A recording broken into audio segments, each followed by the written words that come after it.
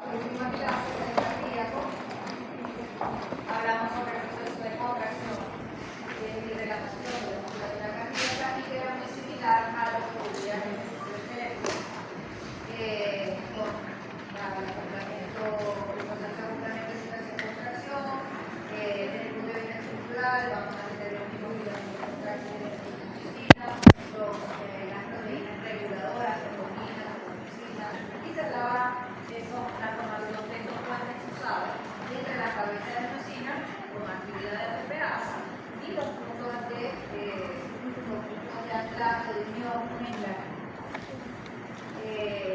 recordemos esta imagen donde fue preguntado el examen también el último neuromuscular que una de las principales diferencias entre el calcio y el músculo cardíaco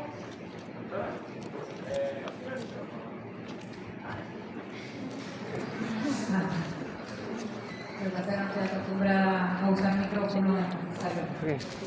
Bueno, que en el calcio viene principalmente del medio extracelular y en el músculo cardíaco, ya que el retículo sarcoplásmico en este tejido cardíaco era muy poco desarrollado, entonces así no podía almacenar suficiente calcio. Sin embargo, el calcio también del retículo sumaba al calcio final intracelular necesario para que se den los procesos de acoplamiento, excitación, contracción. El mismo mecanismo y, por supuesto, la formación de puentes cruzados sucesivos, eso lo vimos también en la última clase. Y que para que se dé el proceso de relajación, lo primero que tiene que ocurrir es disminuir los niveles de calcio citoplasmáticos. ¿Para qué? Para que ya no se permita esa unión entre la cabeza de endocina y la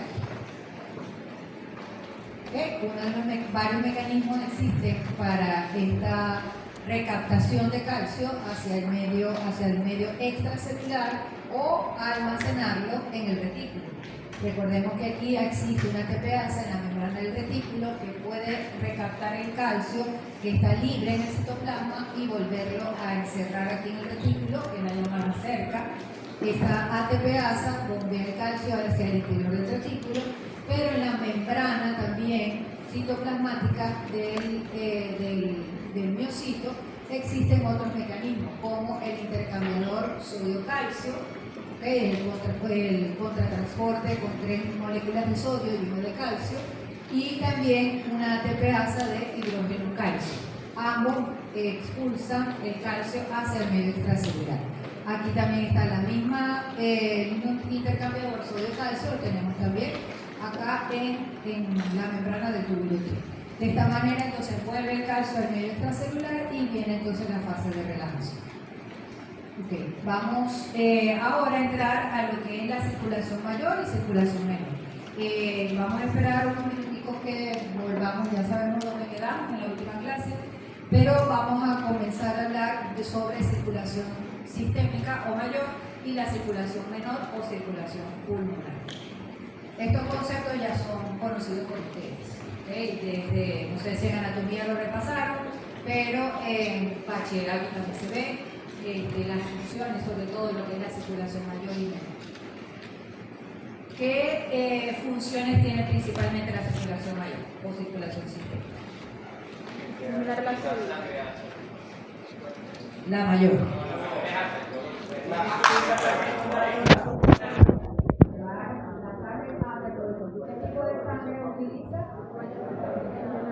Sangre oxigenada. Obviamente, si esta circulación mayor, su función es llevar el riego sanguíneo hacia todos los tejidos, tiene que ser sangre oxigenada para aportar ese oxígeno nutrientes hacia los tejidos que lo requieren para su metabolismo. La circulación mayor tiene, ¿de dónde nace? A nivel cardíaco, ¿por qué cámara? Ventrículo izquierdo o corazón izquierdo. Vamos a hablar del corazón izquierdo. El corazón izquierdo es el que va a ser el punto de partida de la circulación mayor. ¿Okay? ¿Y cuál es la principal arteria que provoca esta distribución de sangre? La aorta.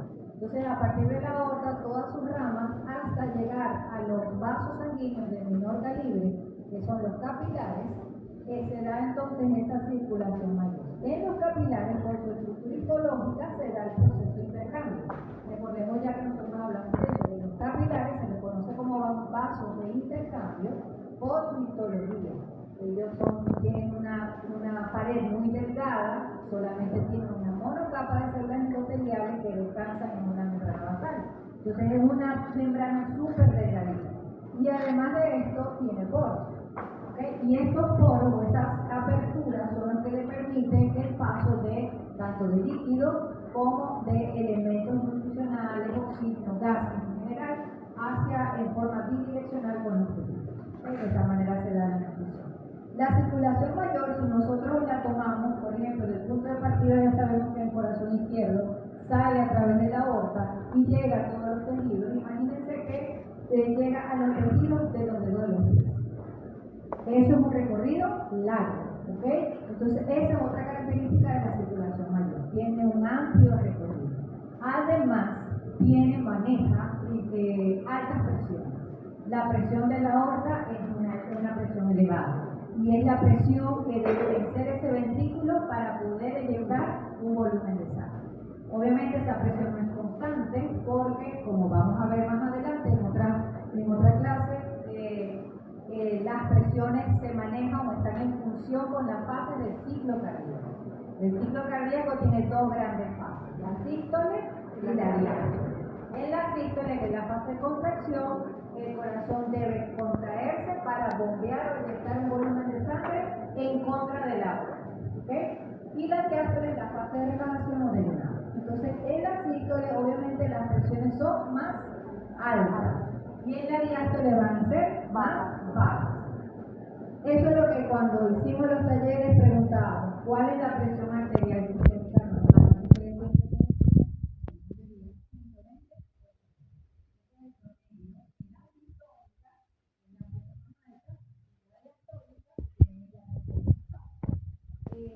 Obviamente tiene un rango de normalidad que vamos a manejarnos en este momento solamente con un problema. Entonces, esa aorta o toda la circulación sistémica tiene que manejarse en ese rango de presión, entre la presión más alta de la sístole y la presión más baja de la diástole.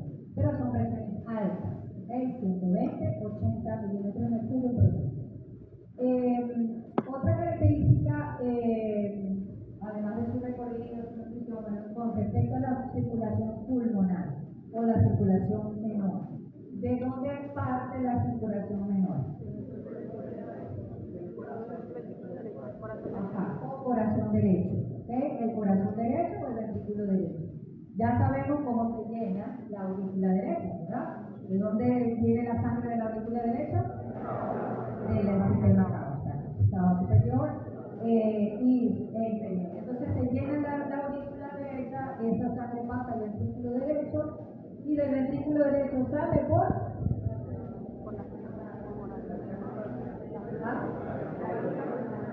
del ventrículo derecho sale arteria pulmonar. Arteria pulmonar. La sangre que está circulando por ese corazón derecho hacia la arteria pulmonar, ¿qué tipo de sangre es? Desoxigenada. Una sangre que está cargada de toxinas, que está cargada de CO2, pobre en oxígeno. Bien, y esto por supuesto, esto por supuesto va esta es una sangre que debemos depurar, debemos limpiar. Debemos no solamente limpiar desde el punto de vista metabólico, sino que tenemos que oxigenar, porque si no, no nos va a servir, porque hasta dónde va a llegar esa sangre venosa que sale de la arteria pulmonar. Pasa por pulmones. En los pulmones ahí tienen los capilares. Si los capilares de la circulación mayor estaban en los tejidos periféricos, todos los tejidos donde llega la circulación sistémica, los capilares de la circulación pulmonar serán los capilares pulmonares, ¿okay? A nivel alveolar, es la unidad alveolo-capilar. ¿Bien? ¿Por qué allí? ¿Por qué dice hematosis? ¿Y qué es la hematosis? El intercambio de gases. Es decir, que el CO2 que está presente en esa sangre venosa que yo vengo arrastrando desde el corazón derecho pasa a los y los alvéolos que tienen oxígeno, el oxígeno pasa hacia los capilares pulmonares. Y de esta manera yo estoy oxigenando la sangre. Entonces de los capilares pulmonares sale ya sangre oxigenada. ¿Hacia dónde va? Hacia el corazón izquierdo. Específicamente a través de qué vaso? A través de las venas pulmonares. Y de la vena pulmonar cae directamente en aurícula izquierda. Es decir, que ya la aurícula izquierda ya tiene sangre oxigenada y ahí arranca la circulación mayor. Entonces, estas dos circulaciones, a pesar de que las estudiemos por separado, no están separadas. Son dos circuitos que se manejan de manera continua. Y el mismo volumen de sangre que maneja la circulación sistémica, a pesar de que es de mayor trayecto, también la maneja la circulación pulmonar. El mismo volumen de sangre. Otra característica de la circulación pulmonar es que es una circulación de corto trayecto. Obviamente nada más llega a nivel pulmonar y del pulmón vuelve a caer a nivel del corazón izquierdo. Y maneja presiones bajas. Las presiones más altas que puede en promedio manejar la circulación menor es de 25 milímetros de mercurio, la más alta. Y la más baja llega a 8 milímetros de mercurio. Entonces, como ven, obviamente hay una gran diferencia entre las presiones de la circulación mayor y la presión de la circulación menor. Ambas tienen que estar en correspondencia con las variaciones de presión y volumen del ciclo cardíaco. Porque el ciclo cardíaco no solamente se maneja el corazón izquierdo, también lo maneja el corazón derecho, también tiene sus hijos y tiene sus hijos. ¿Okay? Entonces, esto obviamente tiene que repasarlo bien. Se pregunta mucho en taller, se pregunta en examen, en práctica, y es algo que es muy sencillo de recordar. A mí no me gusta mucho dar clases así, y además no tengo que usarla. Y bueno, ya me conocen, me encanta ir con la pizarra, pero ahora no lo hago bien, pero no me gusta. ¿Ah? Y lo del bloqueo, contarle que se entienda, eso es lo importante. ¿Okay? Bueno, mientras están terminando allí, quiero tomar una cosita de la conversación que tuvimos hoy. No es regaño, ya yo la fase de rabieta ya la pasé, gracias a Dios. Lo que les quería decir es que este problema no solamente está ocurriendo acá. Yo tengo una hermana que está dando clases en cuarto año, que es la alumna de medicina tropical, y ella me dice, yo le comento lo que sucedió, cuando se lo comenté estaba bien pública. Entonces me dice, bueno, eso es lo que está pasando con nosotros, y que son muchachos ya mayores de cuarto año, porque le sucedió lo mismo. El examen lo hicieron creo que la semana antepasada, el primer evaluativo, ellos también hacen talleres, y le llamó mucho la atención un examen.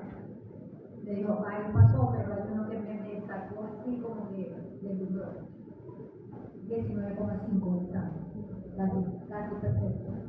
Y en el taller le preguntaba cosas básicas, nada, no contestaba nada. Entonces, bueno, obviamente ahí pasó algo similar. Ellos no tienen esa normativa que implementamos nosotros este año, pero bueno, gracias a mi información creo que lo van a tomar. Así que bueno, esto va a ser común para todas las materias y tienen que tratar de portarse lo mejor posible por todo lo que les digo. Bien. Bueno, y simplemente, bueno, vamos a repasar. Aquí la pelotica negra me va a indicar cómo es el recorrido de la circulación pulmonar, o circulación menor. La pelotica negra me habla de, o me va a dibujar el recorrido que tendría la circulación a través de la vena cava superior y la vena cava inferior para llenar la aurícula derecha, ¿verdad?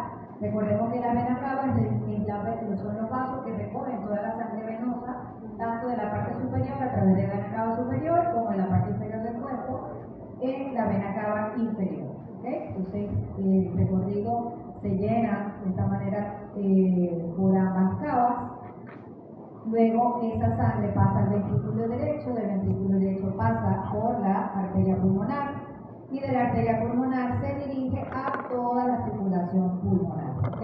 Por los vasos del ventrículo izquierdo y finalmente van a llegar a los capilares pulmonares. Este es un capilar pulmonar, este es un alvéolo que tiene aire y el aire tiene oxígeno y tiene CO2. Los gases por lo general son muy difusibles. ¿Qué quiere decir esto? Que ellos atraviesan la membrana por gradiente sin mucha complicación. Y el CO2 es el más difusible de todos. Él atraviesa la membrana como si no existiera. Y así entonces se puede dar intercambio. Ven cómo entra la sangre repleta de CO2, ¿okay? Sangre venosa, y se intercambia, se lo sale hacia el alvéolo, el cual se va a estirar con la ventilación, y el oxígeno entra al capilar transformando esta sangre en sangre oxigenada. Entonces, ese oxígeno obviamente se va a unir a la hemoglobina para dirigirse hacia la circulación manual. Antes de el intercambio, bueno, aquí tienen todas las características que ya conversamos de la circulación pública. ¿Okay? El inicio, qué tipo de sangre lleva, hacia dónde llega, cuál es el sistema de distribución, el sistema de recolección y finaliza en la aurícula izquierda para comenzar la circulación. Y su función es la oxigenación de la sangre que se define en una sola palabra que es hemodiálisis. Luego tenemos la circulación sistémica. Vean que aquí tenemos el esquema de lo que sería la circulación menor y de la circulación menor sale la sangre oxigenada por las venas pulmonares para nutrir la aurícula izquierda. De la aurícula izquierda pasa al ventrículo izquierdo y el ventrículo izquierdo eyecta hacia la aorta y todas sus ramas. Finalmente, en cada uno de los tejidos se encuentra con las unidades microcirculatorias, que hay millones de unidades microcirculatorias.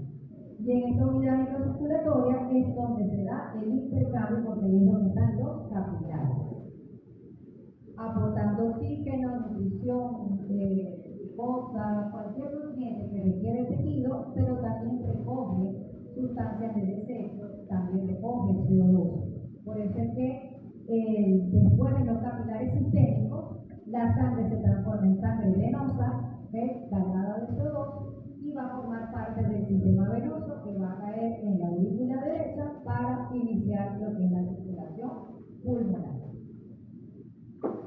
¿Okay? Aquí tenemos cómo funcionan los capilares en cuanto al movimiento de los gases. Vean que el oxígeno queda en el tejido y el CO2 pasa.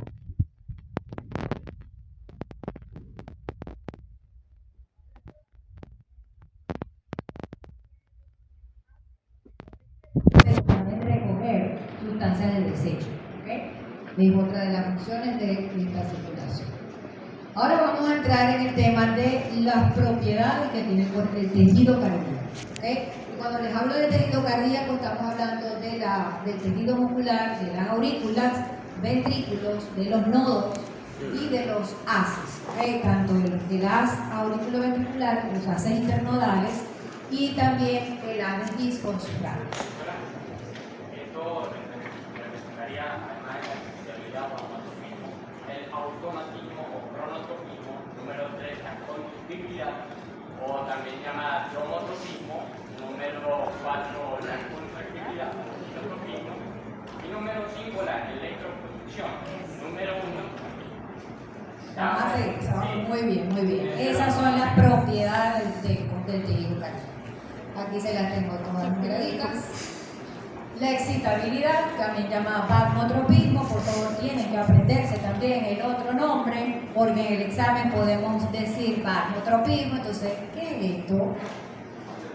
Ajá, en el examen me preguntaron qué es TFG. ¿Qué es TFG?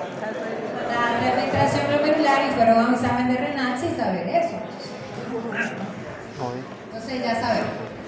Excitabilidad o plasmotropismo, automatismo o cronotropismo, conductibilidad y cromotropismo, contractilidad o inotropismo, y la electroproducción, que es lo que nosotros vamos a estudiar al ver el electrocardiograma. ¿Por qué es electroproducción? Porque la mayoría, o sobre todo las dos primeras funciones o propiedades del corazón son funciones eléctricas, ¿ok? Y estas funciones eléctricas pueden ser registradas en el papel electrocardiográfico y eso lo vamos a estudiar. Pensábamos que antes de irnos de vacaciones, pero no da chance y lo vamos a hacer como una clase especial cuando volvamos de vacaciones, ¿ok? La excitabilidad o vasomotropismo. Ya nosotros hemos hablado de este término. Hemos dicho que en nuestro organismo existen las células excitables. ¿Y qué es eso? Simplemente células que son capaces de responder ante un estímulo generando un potencial de acción. Lo estimula a la célula y se genera una despolarización. Eso es excitabilidad. Es la capacidad que tienen en este caso particular las células cardíacas en responder a un estímulo externo. ¿Y cómo responde a este estímulo? Generando un potencial de acción. ¿Y qué siempre les digo yo con respecto a cuando yo tengo un potencial de acción? ¿Qué va a haber después? Una actividad mecánica, contracción muscular. Después de la excitabilidad eléctrica viene una contracción. ¿Okay? Obviamente tiene que ser potencial de acción con toda su palabra, con todas sus propiedades. Porque sabemos que hay diferentes potenciales eléctricos. No es lo mismo potencial eléctrico que potencial de acción. El potencial de acción es un tipo de potencial eléctrico. Pero, por ejemplo, el potencial de membrana, un potencial de reposo, también es un potencial eléctrico. ¿Okay? Entonces, tiene que ser un potencial de acción que sea capaz de propagarse para generar una contracción. ¿Okay? En este caso, la contracción muscular. Y eso es lo que define la excitabilidad. No todas las células cardíacas tienen esta propiedad. La mayor parte de ellas, como es el músculo auricular y el músculo ventricular. Lo que son las paredes auriculares y ventriculares pueden generar respuesta ante un estímulo. Automatismo serían los nodos. Exacto. El automatismo serían los nodos. Pero los nodos no son excitables, ellos son autoexcitables, por eso son automáticos. Bien, existen entonces, como ya les dije, la excitabilidad se define como la capacidad de generar un potencial de acción ante un estímulo. Dependiendo cómo se genere este potencial de acción, podemos clasificar a estas células cardíacas excitables en dos grandes grupos o dos tipos. Las llamadas células de respuesta rápida, que yo siempre lo abrevio como RR, células de respuesta rápida, y tenemos células de respuesta lenta. ¿Okay? Las células de respuesta rápida son aquellas que generan un potencial de acción ante un estímulo de manera, si se quiere, explosiva, muy rápido y un potencial de acción potente. Esas son las células de respuesta rápida. En cambio, las de respuesta lenta, estos potenciales de acción más bien son solapados, son más lentos, y vamos a ver sus características más detalladas ahora en adelante. ¿Cuáles son las células que generan potenciales de acción de respuesta rápida? Las células miocárdicas, aurículas, paredes auriculares, ventriculares, pero también los tractos internodales, el haz de His y el sistema pulmonar. ¿Okay? Todas estas son capaces de generar potenciales de acción de respuesta rápida, incluso tienen una morfología muy similar. Y los de respuesta lenta serían las estructuras nodales. ¿Okay? Sin embargo, no se confundan, aunque yo los estoy colocando aquí, esta es una clasificación del tipo de potencial de acción que ellos generan. Las células automáticas también tienen un potencial de acción. La diferencia de las células automáticas, que son los nodos, con respecto a las demás estructuras del corazón, es que los nodos no necesitan un estímulo para generar un potencial de acción. Ellos la hacen espontáneamente, por eso se le llaman automáticas. ¿Okay? En cambio, los demás, las células miocárdicas, los haces internodales, todas estas estructuras también tienen un potencial de acción, pero requieren de un estímulo externo para generar. Es decir, que ellos comprenden lo que es la excitabilidad. ¿Bien? Estas tienen la propiedad de excitabilidad y esta tiene la propiedad de automática. ¿Bien? Aquí tenemos la morfología de los dos tipos de potenciales de acción. De los potenciales de acción de respuesta rápida y potenciales de acción de respuesta lenta. En este lado tenemos los nodos y en aquella el ventrículo, que es el primero en azul, y el potencial de acción del lado. Una gran diferencia. Vemos que los potenciales de acción de respuesta rápida tienen cuatro fases. Tiene la fase 0, ¿okay? Fase 1, 2, 3 y 4. La fase 0, igual que aquí en la aurícula, es la fase de despolarización rápida, y las otras 4 fases, de la 1 a la 4, serían diferentes fases de repolarización.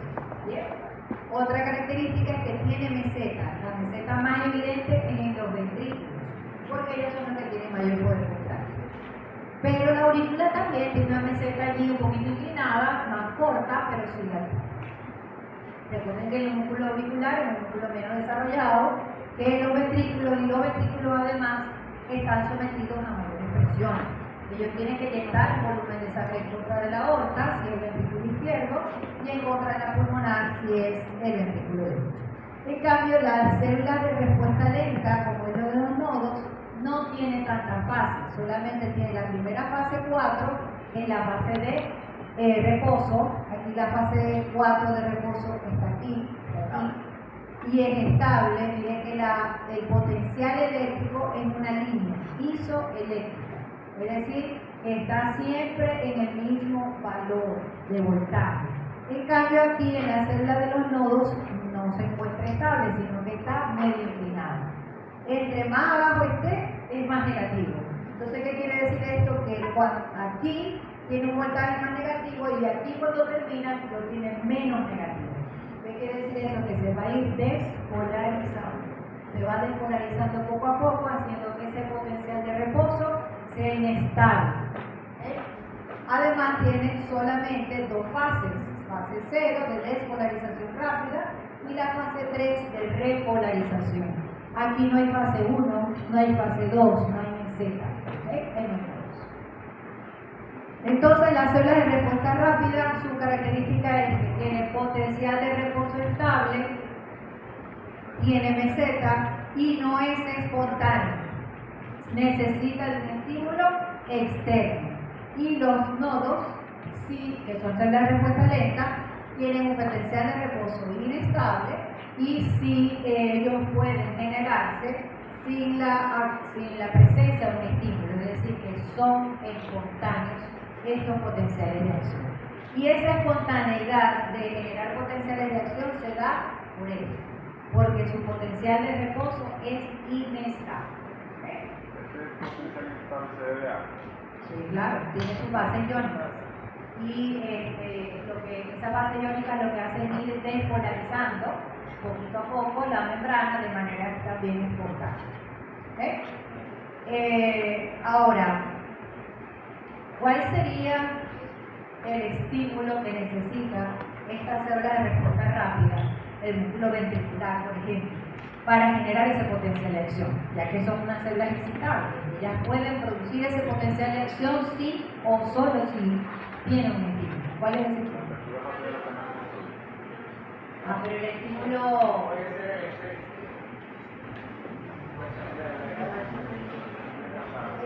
¿Qué le llega ahí a la célula para que se abran canales y todo eso? Y se genere el potencial. Pero no yo.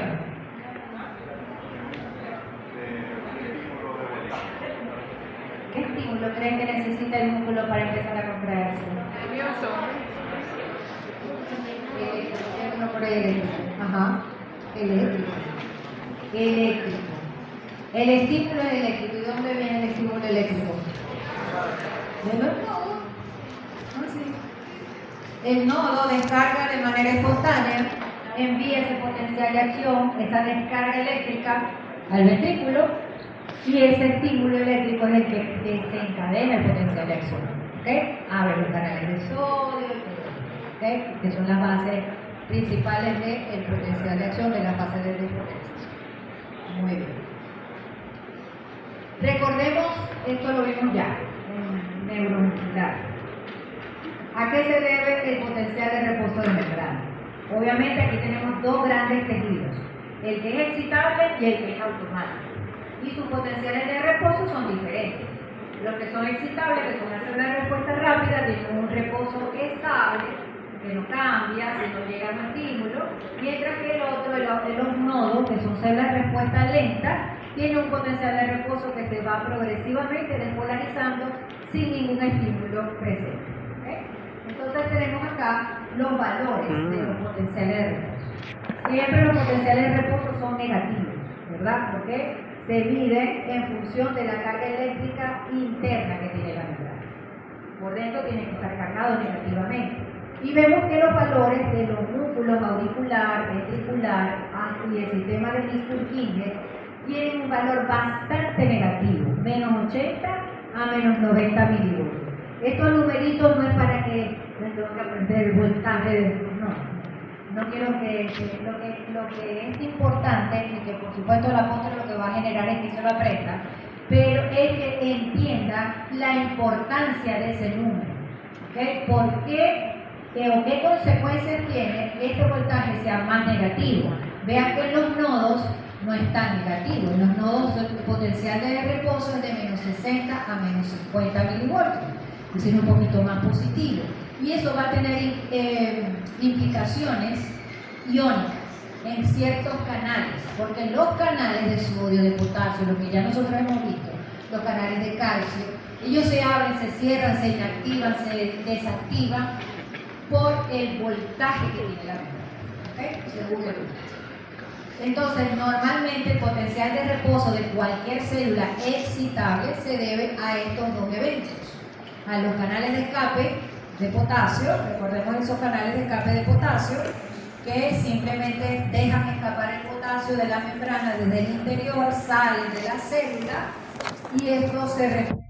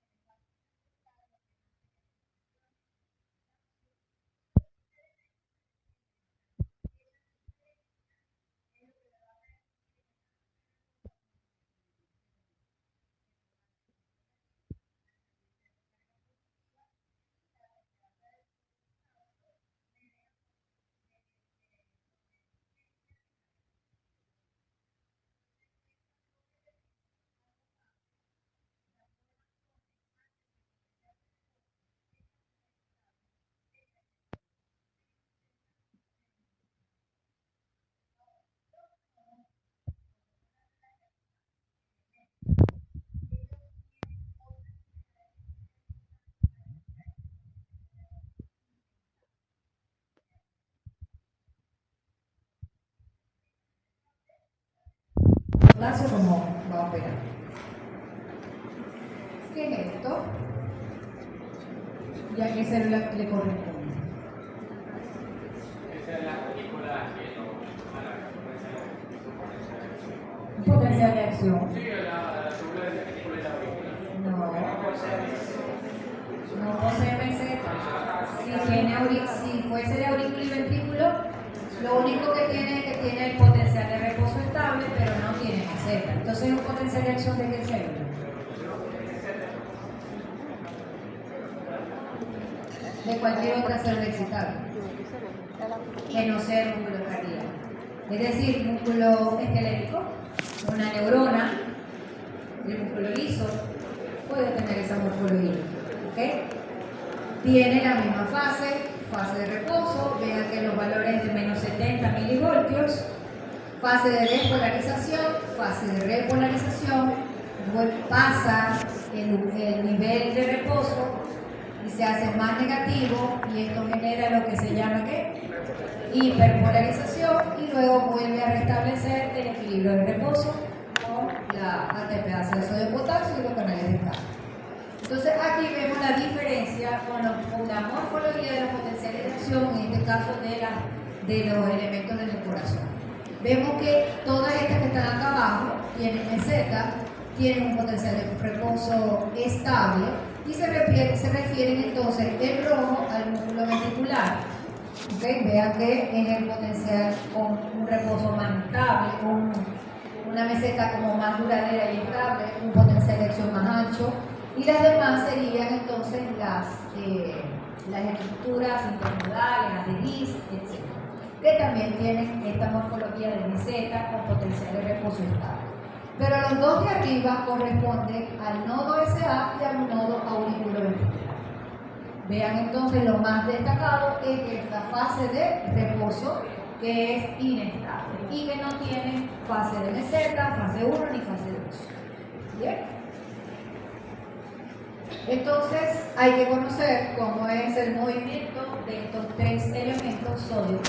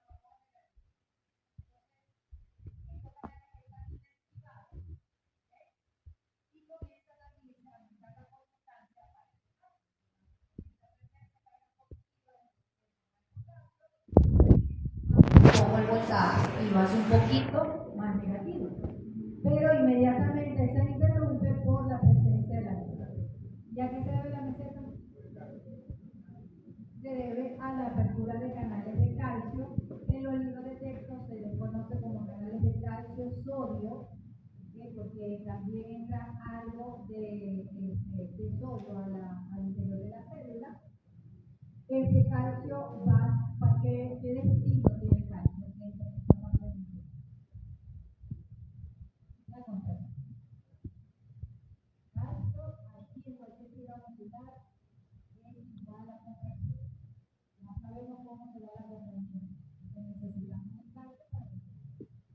El calcio entró y, pero finalizar la receta, inmediatamente entonces cierra y comienzan entonces continúan abriéndose a un mayor cantidad de canales de potasio, que estos son un poco proporciones, porque el canal de potasio se abre y se cierra bien. Y esto es lo que genera la fase de depósito. Incluso cuando ya llegó al nivel de reposo, pues en un inicio no terminó. Luego viene la fase 4 y en la fase 4 se debe alcanzar el nivel de reposo,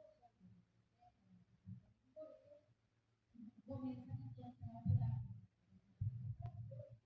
que son distintos a estos canales, porque estos canales tienden a cerrarse cuando ya encontramos el nivel al valor del reposo y comienza entonces a pasarse por la y viene entonces ya a cerrar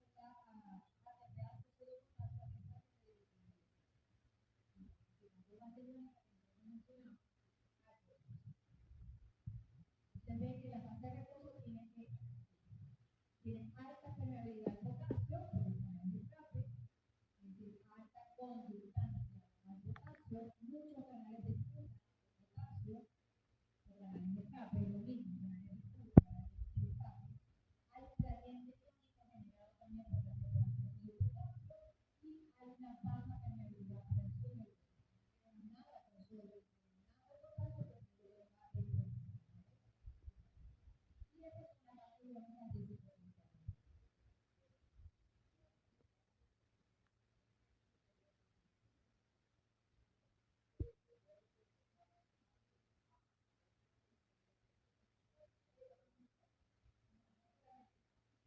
Algunos canales de potasio todavía abiertos, pero la mayor parte o la cuantía siempre va a ser trabajadora. Obviamente ellos se van a cerrar. Entonces, como aprovechando de la ley comienzan a abrir muchos canales de calcio que generan esta mantenimiento de la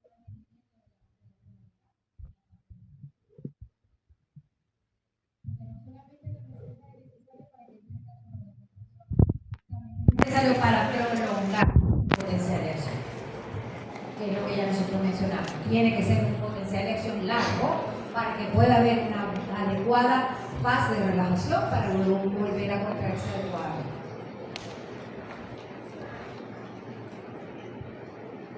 Estas son las mismas fases que nosotros acabamos de mencionar. Fase de reposo, aquí le colocan menos 85 milivoltios como promedio, menos 70, menos 90 milivoltios, puede estar en ese rango. Viene la fase de despolarización rápida por la entrada de canales de sodio, por canales rápidos de sodio, voltajes dependientes, pero ellos se cierran rapidito y se inactivan.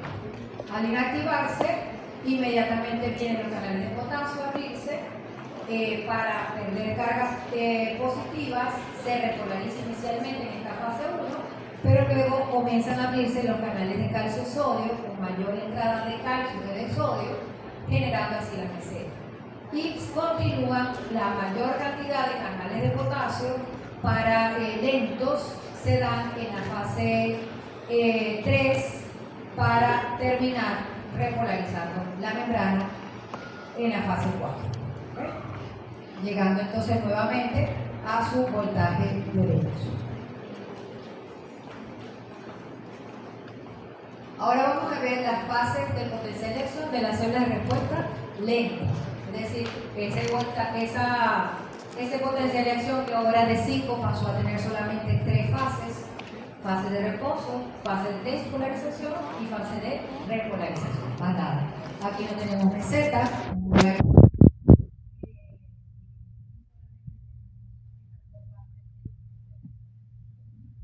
Lo que más nos interesa es que nosotros vamos a conocer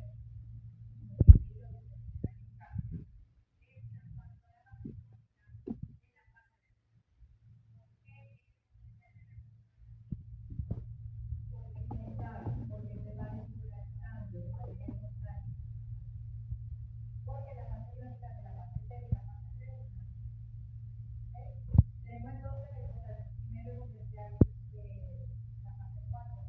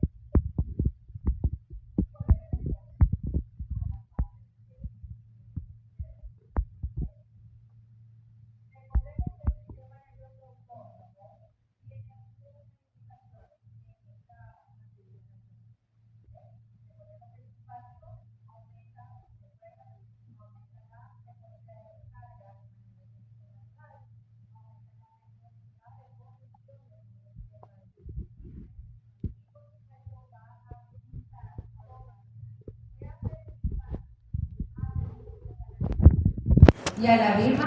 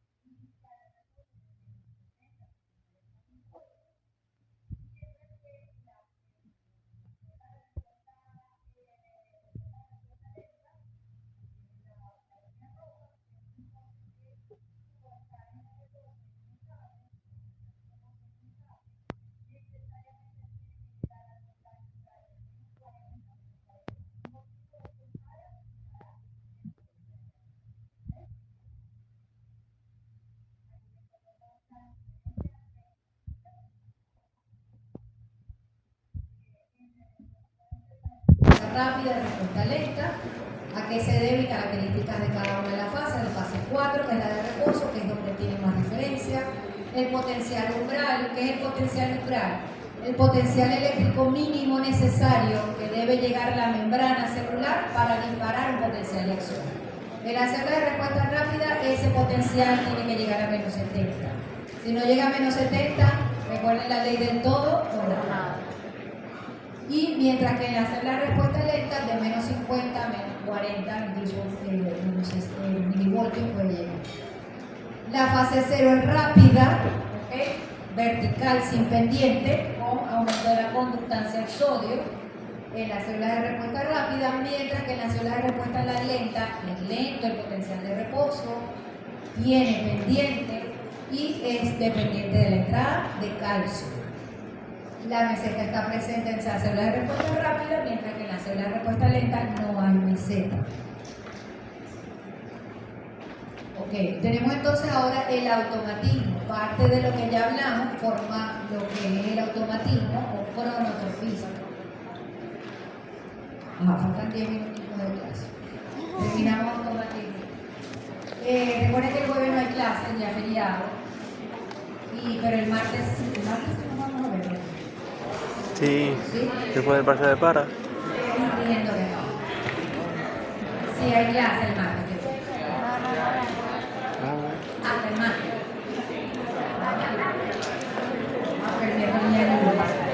Ok. El automatismo, cronotropismo es la capacidad que tienen las células, algunas células del corazón, de generar potenciales de acción propagados de manera espontánea, es decir, automáticamente. Y ya sabemos quiénes son. Son las células nodales, principalmente. Tenemos el nodo SA, o sinusal, que tiene esa generación automática, se da a partir de las células pálidas, o células P, que forman al nodo. Tenemos el nodo auriculoventricular, pero también ustedes ven aquí el sistema distribuido. ¿Ok? Pregunta. Bueno, no le voy a preguntar.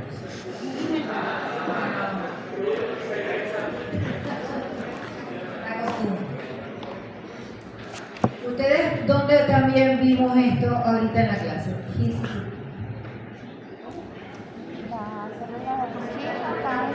En la célula de respuesta rápida.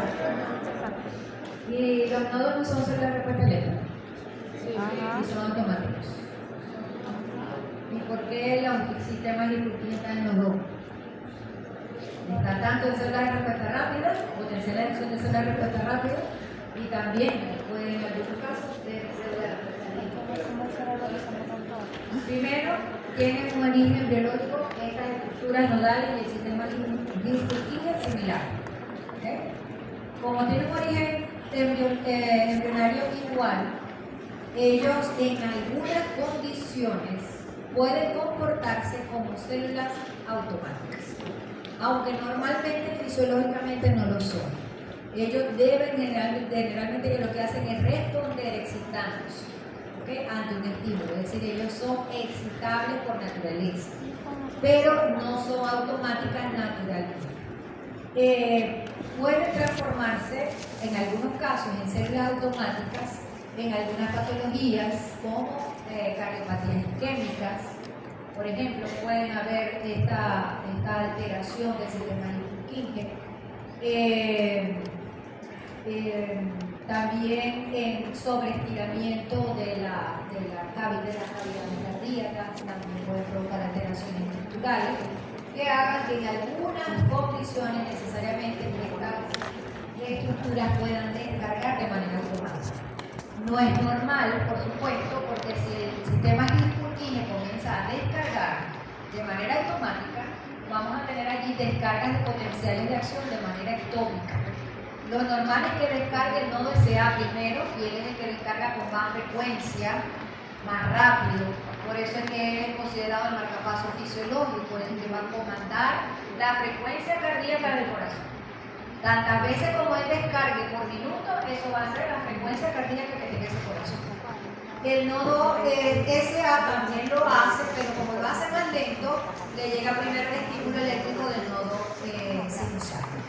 Pero estas estructuras, ACG y sistema Purkinje, en algunas ocasiones cuando descargan pueden generar descargas o focos ectópicos de descarga eléctrica.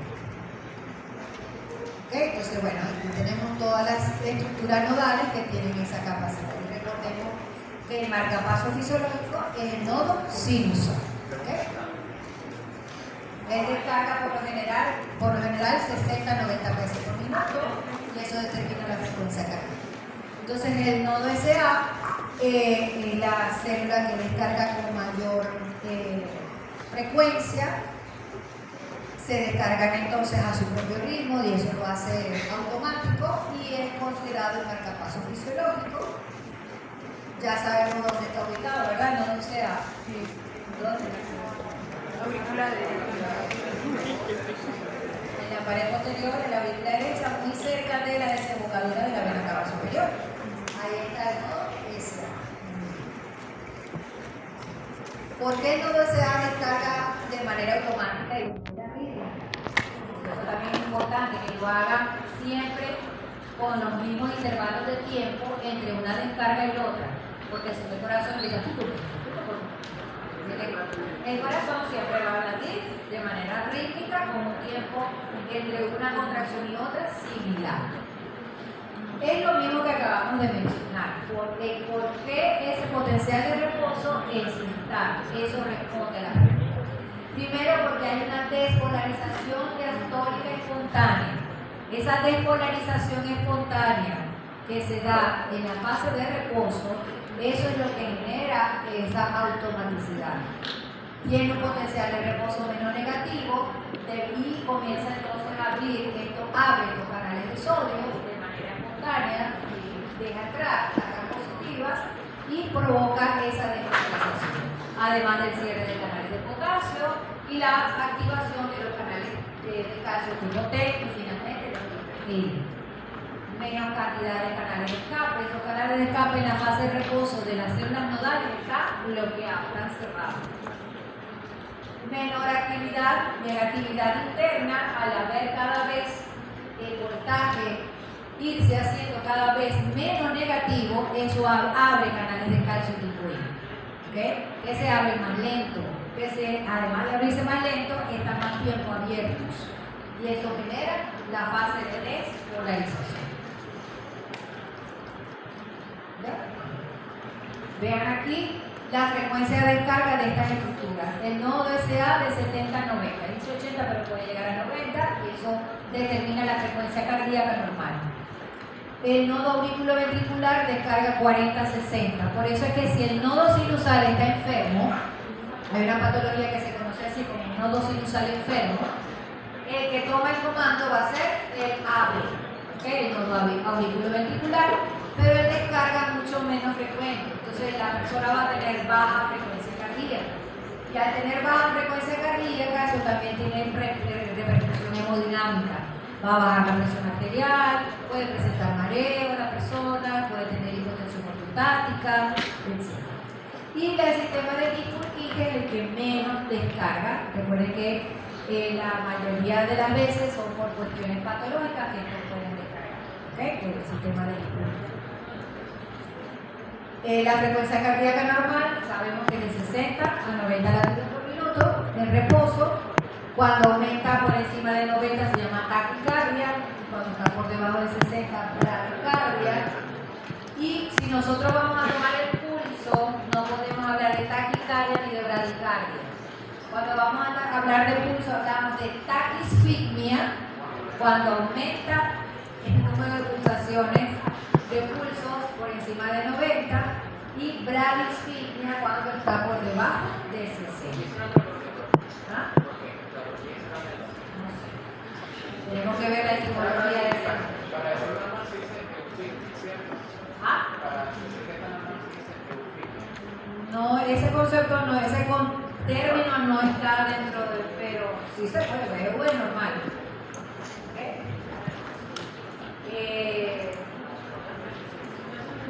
Pero esto es para que vayan entrando en la parte psicológica y acostumbrándose a los términos. Si no van a detectar la frecuencia directamente en el corazón, hablen de taquicardia, pero si lo van a tomar periféricamente con el pulso, hablan de taquisfigmia o de bradicardia. Cuando está normal, simplemente dicen y colocar arriba, ¿no? Aquí le vamos a explicar por cómo a repasar el efecto del simpático y parasimpático en esta función de automatismo. Recordemos que a nivel del corazón, ¿qué receptores del simpático tenemos? Beta 1, muy bien. Receptores beta 1. Cuando la catecolamina actúa sobre los beta 1, comienza a incrementar por apertura de los canales de calcio-sodio la permeabilidad al calcio, y esto hace que el potencial de membrana sea menos negativo, por supuesto, y lo acerca más rápidamente al umbral de excitación. Aumenta entonces así la descarga por aumenta el tiempo y aumenta la frecuencia. Esa es la razón por la que el simpático aumenta la frecuencia cardíaca. El simpático abre estos canales y por supuesto despolariza la membrana mucho más rápido, ¿okay? Que si no estuviese presente. Aquí hay una gráfica donde puede observar la línea más oscura, que es azul, representa la descarga por unidad de tiempo normal, sin efecto del simpático. Vemos que en este tiempo hay 1, 2, 3 descargas del nodo, ¿okay? Pero por acción del simpático vamos a tener 5. Otra cosa que vemos acá, el potencial de reposo sin el simpático, vean que el potencial de reposo es más acostadito, ¿okay? El tiempo que se lleva es mayor para poder llegar a menos 40, que es el umbral. Mientras que con la actividad simpática se llega al umbral mucho más rápido. ¿Por qué? Porque está entrando calcio-sodio y despolariza la membrana. Entonces llegamos al umbral rapidito y se descarga el potencial de acción. Y vean que el potencial de reposo no parte de menos 50 o de menos 60 milivoltios, sino que es menos negativo. Entonces genera dos cosas. Primero, que el potencial de inicio de este potencial de reposo es menos negativo. Y segundo, el potencial de reposo es más corto, es más rápido, y eso hace que llegue más rápidamente al umbral, determinando mayor número de descargas por unidad de tiempo. Y eso hace que aumente la frecuencia cardíaca. En cambio, el parasimpático, que tiene receptores muscarínicos M2, receptores de acetilcolina, hace todo lo contrario. En este caso, más bien lo que hay es, se cierran estos canales de calcio-sodio y se incrementa más bien la salida de potasio. Y eso es lo que regenera, lo que va a provocar a nivel de los potenciales de acción, es hiperpolarizar la membrana. Hace que el potencial de reposo sea más negativo, más lento en el tiempo, dura más y lo aleja del umbral. Entonces el parasimpático más bien es hiperpolarizante, porque permite la salida de cargas positivas en forma de potasio, negativizando más la membrana. Mientras la membrana se esté más lejos de la meta de generar potencial de acción. Aquí vemos la misma gráfica, el verde serían las 3 descargas normales y en azul, donde tenemos solamente 2, son 2 descargas cuando cae parasimpático. Vean cómo el potencial de reposo con el parasimpático, que es más prolongado en el tiempo, comienza más negativo, aquí es menos 60, donde parte el normal, y aquí está hiperpolarizado. ¿Okay? Más o menos unos menos 65 milivoltios. Es más prolongado en el tiempo y esto hace que se tarde más en llegar al voltaje umbral, que es menos 40, e igual se dispara, pero llega otra vez a tener un valor más negativo, un potencial de reposo hiperpolarizado. Vean entonces, aquí tenemos las descargas de los nodos cuando estamos normales, ¿no? Sin acciones predominantes del simpático o del parasimpático. Veamos aquí el simpático, aumenta la frecuencia de descarga y vemos entonces el potencial de reposo es mucho más corto, inicia en un voltaje cada vez menos negativo. En cambio, con el parasimpático, el potencial de reposo dura más, se tarda más en llegar al umbral porque tiene un voltaje más negativo. Y por supuesto, estas menores descargas por el tiempo hace que la frecuencia cardíaca baje con el parasimpático. Bueno, estos periodos refractarios son un poquito complicados. Vamos a hablar de algo para el martes. Recordemos que nos vamos a reunir en aula 12, 12:30, si Dios quiere la vida. Y bueno, nos vemos. Y a reflexionar, por favor.